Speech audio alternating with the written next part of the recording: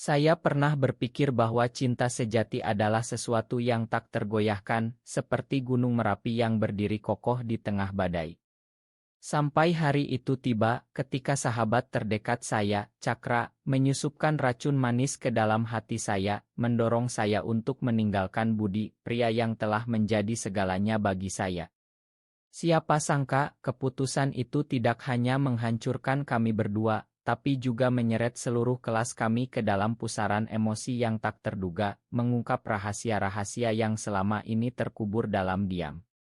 Saya, Adi, lahir dan besar di Jakarta yang ramai, di mana suara klakson mobil dan aroma sate kaki lima selalu menyatu dalam hiruk-pikuk kehidupan sehari-hari.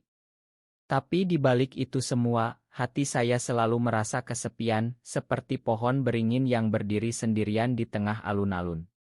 Saya tidak pernah membayangkan bahwa pertemuan dengan Budi di kampus Universitas Indonesia akan mengubah segalanya.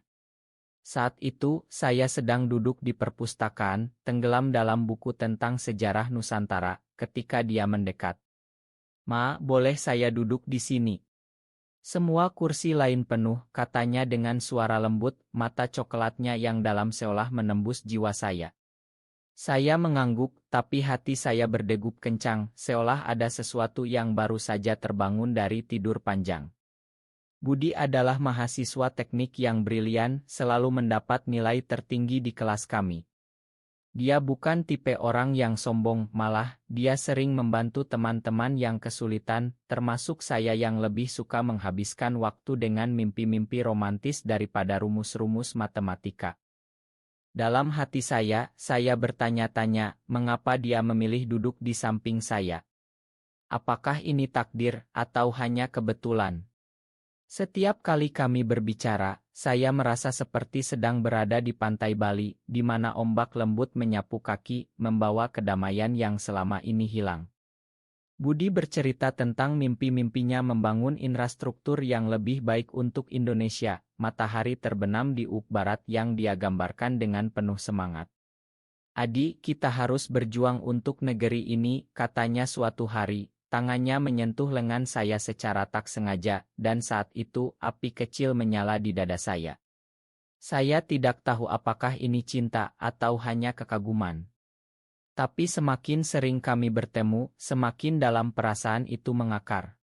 Saya mulai memikirkan dia setiap malam, membayangkan bagaimana rasanya jika dia merasakan hal yang sama.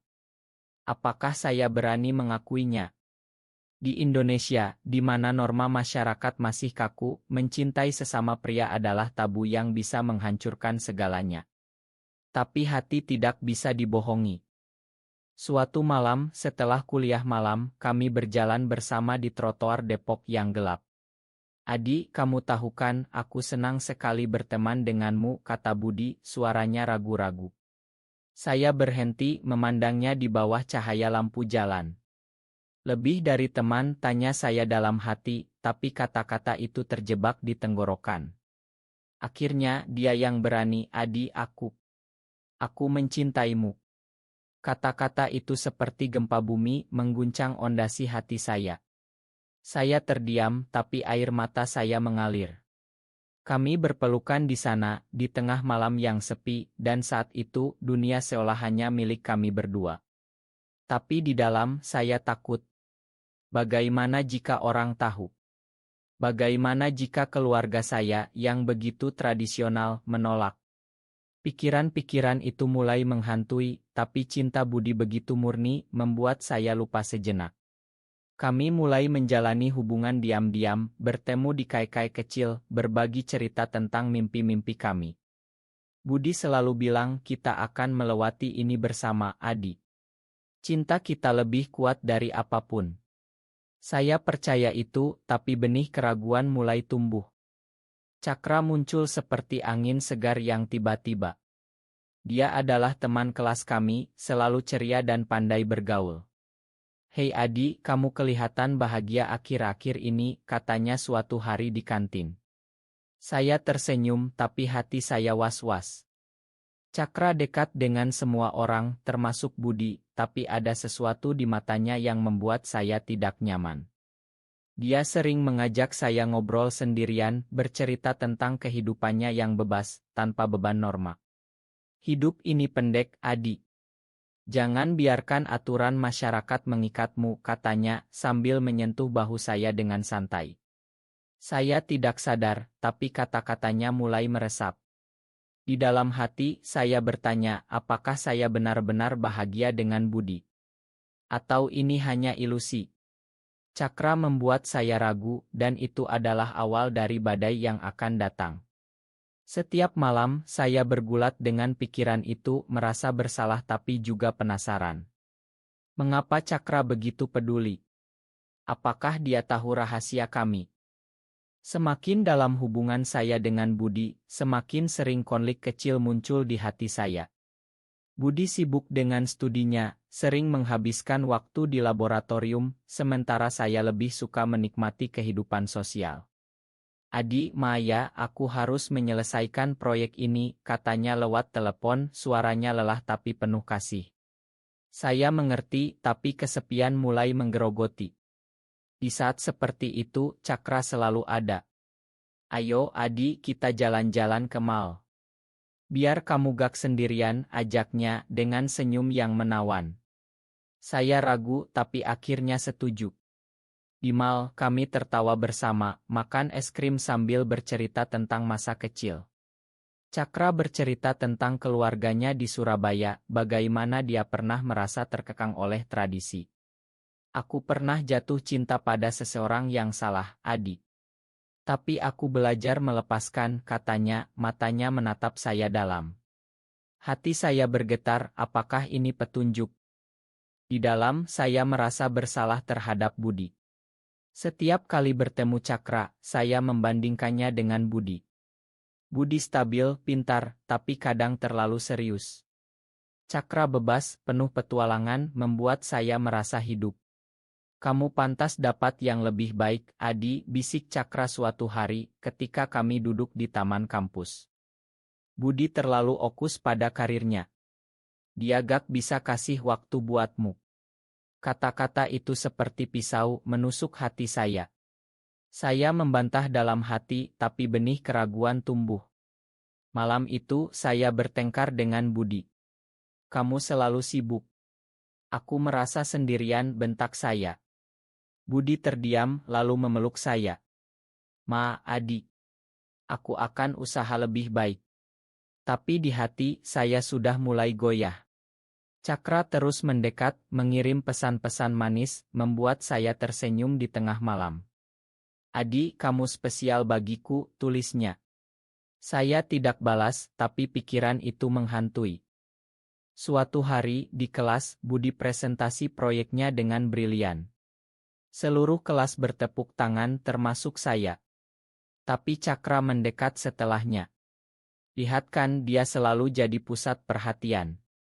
Kamu cuma bayangannya. Kata-katanya membuat saya marah, tapi juga merenung. Apakah benar? Di rumah, saya menangis sendirian, mempertanyakan segalanya.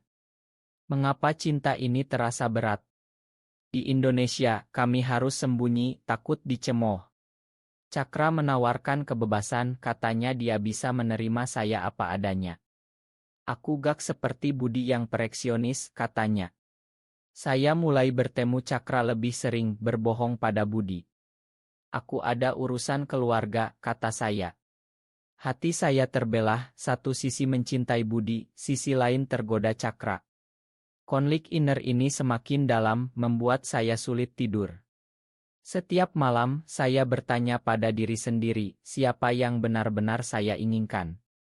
Akhirnya, Cakra mengungkapkan perasaannya. Adi, aku mencintaimu. Tinggalkan Budi, dia gak pantas buatmu. Saya terkejut, tapi ada rasa lega. Apakah ini jawaban? Saya tidak langsung jawab, tapi pikiran itu menguasai. Di kelas, saya mulai menjauh dari Budi, menghindari tatapannya. Dia tampak sedih, tapi saya abaikan. Cakra senang mengajak saya ke pesta kecil dengan teman-teman. Di sana, saya merasa bebas untuk pertama kali. Tapi di dalam, rasa bersalah seperti ombak yang menghantam. Apa yang aku lakukan? Tanya hati saya.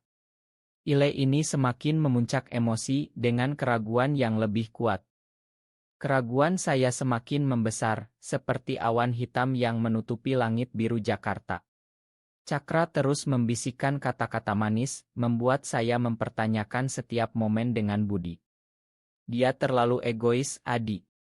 Lihat saja, dia lebih pilih studinya daripada kamu, katanya saat kami minum kopi di warung kecil. Saya diam, tapi hati saya setuju sebagian. Budi memang sibuk, tapi bukankah itu karena mimpi kami bersama? Di dalam saya bergulat, apakah cinta harus seperti ini, penuh pengorbanan? Atau Cakra benar bahwa saya pantas dapat kebahagiaan instan? Setiap hari, saya merasa seperti berada di persimpangan jalan, satu arah ke Budi yang stabil, arah lain ke Cakra yang penuh gairah. Malam itu, saya bertemu Budi di apartemen kecilnya. Adi, ada apa? Kamu berubah, katanya, matanya penuh kekhawatiran. Saya ingin cerita semuanya, tapi kata-kata Cakra menghalangi. Gak ada apa-apa, bohong saya. Kami berpelukan, tapi rasanya hampa. Di hati saya menangis, mengapa saya biarkan Cakra mempengaruhi. Tapi esoknya, Cakra mengajak saya ke Pantai Anyer, katanya untuk refreshing. Di sana, di bawah matahari terbenam, dia mencium pipi saya. Adi, pilih aku. Aku bisa buat kamu bahagia. Saya mundur, tapi ada getaran aneh. Kembali ke Jakarta, saya semakin bingung. Di kelas, Budi mencoba mendekat, tapi saya hindari. Teman-teman mulai curiga, bisik-bisik di belakang. Cakra semakin agresi. Budi itu cuma memanatkanmu, Adi. Dia pintar, tapi hati nol besar. Kata-katanya seperti racun meresap pelan. Saya mulai percaya, mengingat saat Budi lupa ulang tahun saya karena ujian. Di dalam konflik memuncak, saya mencintai Budi, tapi Cakra menawarkan kebebasan dari tekanan masyarakat. Di Indonesia ini, kita harus hati-hati, tapi dengan aku, kita bisa sembunyi lebih baik, katanya. Saya tergoda.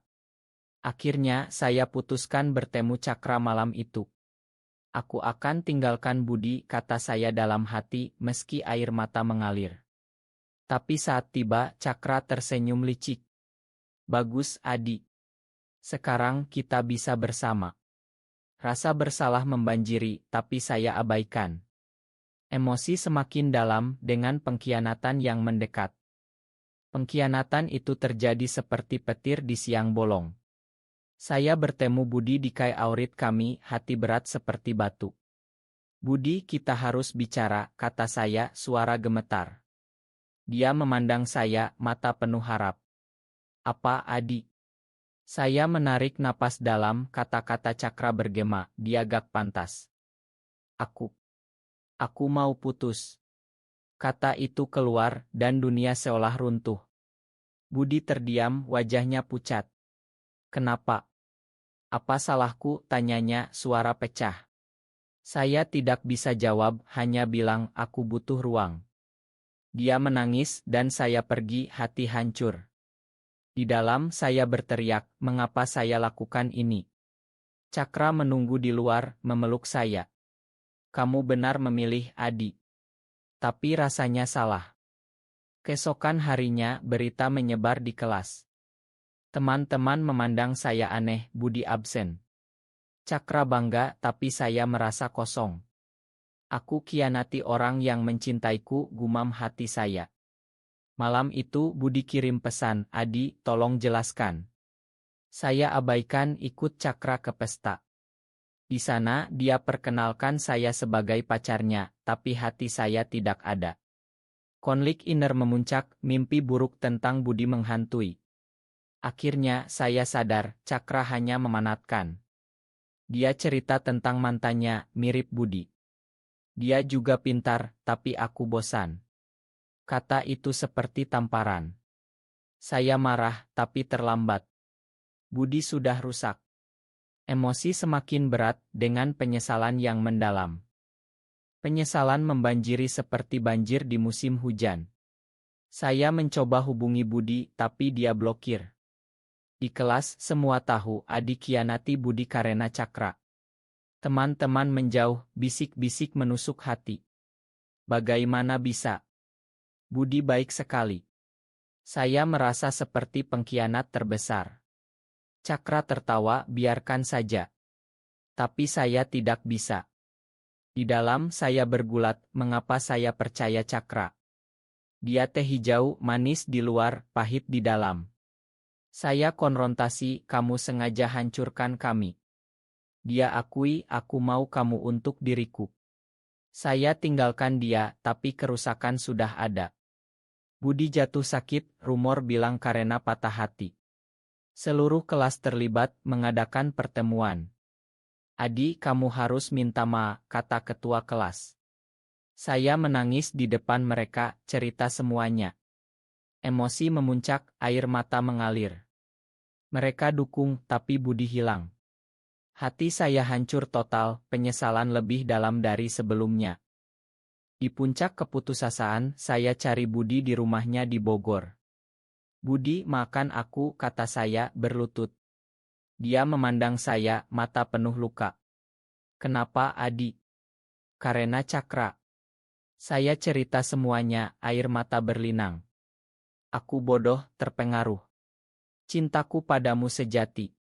Dia diam lama, lalu peluk saya. Aku juga mencintaimu, tapi butuh waktu.